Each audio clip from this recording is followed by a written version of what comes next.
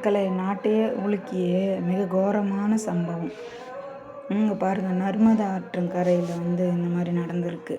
நான் என்ன சொல்கிறேன், கோடை காலம் ஆரம்பித்தாவே இந்தமாரி சுற்றுலா போகிறது, இந்த மாதிரி படகு சவாரி ஆசைப்பட்டு குழந்தைங்கள்லேருந்து பெரியவங்கள வரைக்கும் போகிறது வழக்கமாக ஆயிடுச்சு.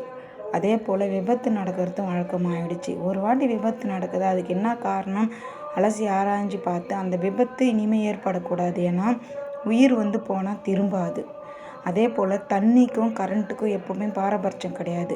ஒரு விபத்து நடக்குது, பைக் விபத்து, கார் விபத்து, பஸ்ஸு விபத்து, ரயில் விபத்து, அந்த மாதிரி விபத்துலெல்லாம் கூட கை காலோட தப்பிடலாம், உயிர் தப்ப முடியும். ஆனால் தண்ணீர் விபத்து, மின்சார விபத்து ஏற்பட்டால் நம்மளால் மீண்டு வர முடியாது. உயிர் போகிறது மட்டும்தான் வாய்ப்பு அதிகமாக இருக்கும். அதனால் முன்னெச்சரிக்கை நடவடிக்கை என்னென்ன இருக்குது, அதோட இதுவெல்லாம் அந்த ஜர்க்கினி போடுறாங்கல்ல, அதெல்லாம் கம்ப்ளீட்டாக டோக்கன் வாங்குறாங்கல்ல, அப்பயே உட்காரத்துக்கு படகுக்கு முன்னாடி உட்காரத்துக்கு முன்னாடியே அந்த இதுவெல்லாம் க்ளீனாக நீங்கள் போட்டுக்கணும் தான் போகணும் உள்ள, அப்படின்ற மாதிரிலாம் பண்ணணும். போட்டில் போயிடுவாங்களாம், சவாரி நடு ஆற்றுல போயிடுவாங்களாம், சூறாவளி வருமா அப்போ எடுத்து கொடுப்பாங்களாம். என்னது இது?